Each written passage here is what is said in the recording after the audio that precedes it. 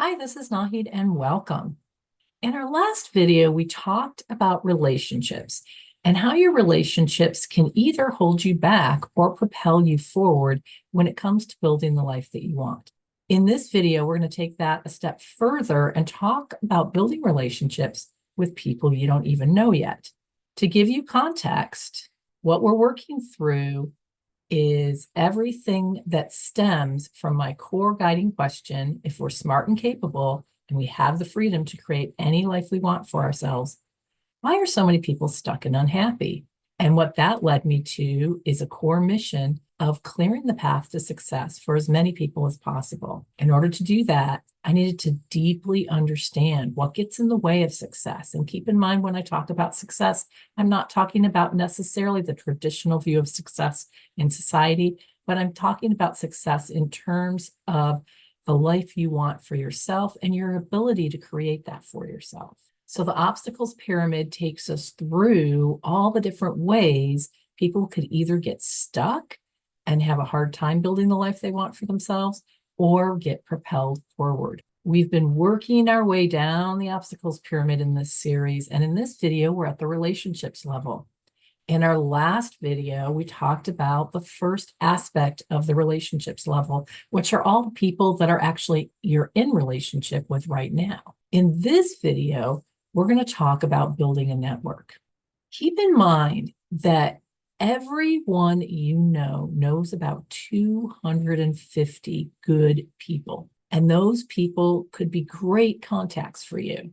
So every time you build a new professional relationship, or a new personal relationship for that matter, you're actually building a potential connection to 250 additional people. This is powerful, and it's a good reason why you want to keep building your network over time. But think about this: is networking urgent or important? Well, for most people, it's important but not urgent. And we get so busy with our jobs and our lives that we don't make networking a regular part of our lives. It takes time and energy, and it's not staring us in the face until we find ourselves in job transition, usually. And then we need to know people, but then we feel uncomfortable because it's sort of a desperate way of getting to know people. We have a need and we're connecting to absolute strangers and trying to get help with things. What you really want ideally is to already have a really robust established network. So all you have to do is pick up the phone and reach out to someone. And even if you haven't talked to them in a few months, you know them well enough. So they're very comfortable talking to you and they're excited about what you're interested in or what you're going through, and they're happy to help you or connect you to somebody else. So how do we do that? Well, we have a lot of tools. The first tool I'm going to show you is sort of the main framework tool that I've created called the Networking Strategy Pyramid. This gives you an idea of what you're going for overall. And then beyond this, I have specific tools that sort of take you through how to do it. Okay.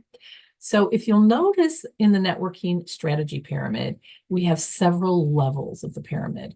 Each level of the pyramid corresponds to how close you are to people. So at the very top are your closest family and friends. And at the very bottom are people you know of, but other than that, you don't know them and you don't even know anybody who knows them. So there's several levels here. The mistake that most people make when they're networking is, number one, they don't network when they don't need to be networking. So they only network when it's urgent. And because they're only networking when it's urgent, they're feeling kind of desperate in their networking because they need a job soon. So they're looking very specifically for results. And they go to networking events and they interact with people that are in the yellow level, which is people that they barely know at all, and they ask these people for job leads and help. And how many of you really want to be assaulted by a complete stranger and asked for help finding a job when you don't even know them and you don't even know that you can make a good recommendation? You want to move people into your referral zone. That's the zone where people would actually feel comfortable referring you to somebody else. In order to get somebody into your referral zone, they can't be a complete stranger. They have to know you. You may notice that the referral zone doesn't include close friends and family. The reason for that is because of the things that we talked about in our earlier video about how sometimes friends and family have a hard time supporting you when it comes to change because they're in relationship with you as you are now. Now, you may have a very supportive group of friends and family who are happy to refer you. And in that case, you can include them in your referral zone. But many people don't get as much support from their closest circle as they might get from people who are a little less close to them. We call those maybe your looser connections. The referral zone starts with people, friends that you've known at various jobs, maybe that you knew in school, people that are more nice acquaintances, people that maybe you don't do birthdays together, but you're very happy to see each other and talk when you see each other. That's the orange area of the referral zone. But as you get towards the yellow area of the referral zone, take heart, because once you've met or exchanged personal email a few times, let's say 3 or 4 times, someone starts to feel comfortable enough with you to want to refer you. So if you've made the same mistake that a lot of people make and you haven't been growing your network proactively, and now you are in an urgent situation and you need to grow your network, then you will be able to, with deliberate effort over a period of a few months, build your network and move some brand new people who are complete strangers into your referral zone if you're willing to work at it. Your general strategy, if you really want to be successful in your career and have opportunities all the time, whether you're working or not, is to continue to grow your network throughout your career. And in order to do that, you want to have some kind of system. A lot of people I know, the system that they use is they join a couple of networking organizations, not too many, and then they attend those networking organization meetings regularly. Maybe they get one role on the board of one of those organizations, so they get to know people really well. Another strategy for continuing to grow your network might be to have a routine to just call 5 friends every single week. So it doesn't matter what your system is, and we might talk about a few systems as we go through this video. It's just having a system that has you doing this proactively, that has this in a habit or a routine, is really going to serve you well. The other networking tools that I use with my clients are an information interviewing process, a pipeline interviewing process that helps you tap into the hidden job market, a specific question networking process, which helps you find particular kinds of people that you need to meet, and a building a referral network process. So these are all ways of networking, different strategies of networking, and each strategy has a different purpose. So information interviewing, the thing to know about that is a lot of people misuse information interviewing, and it ends up getting a bad rap because of that.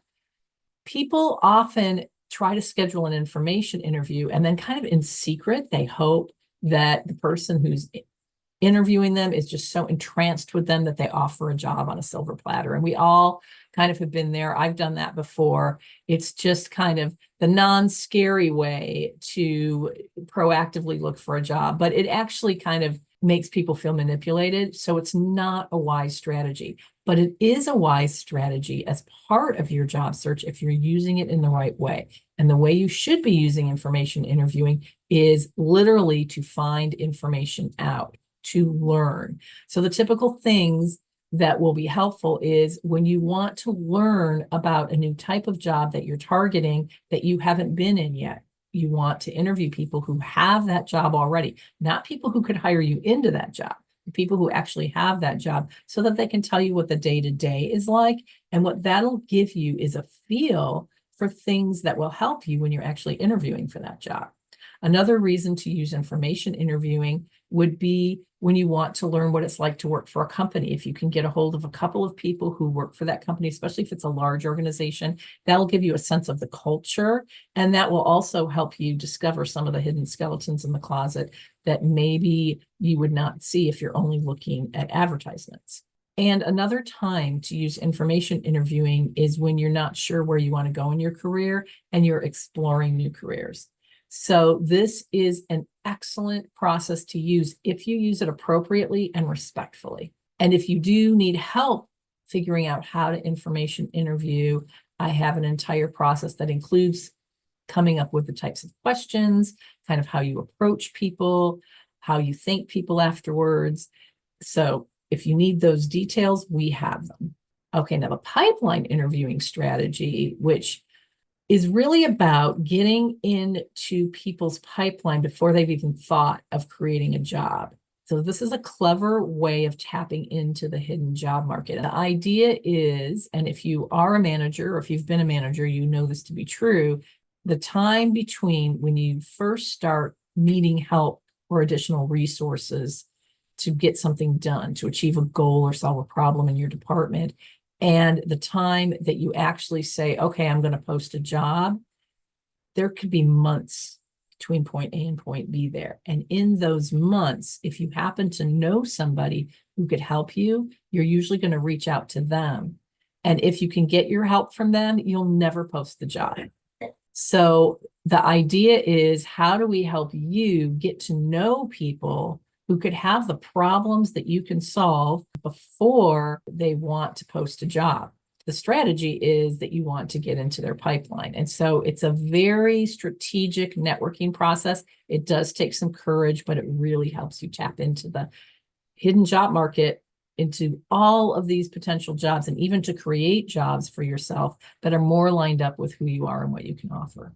Another networking strategy or tool that I have is called specific question networking.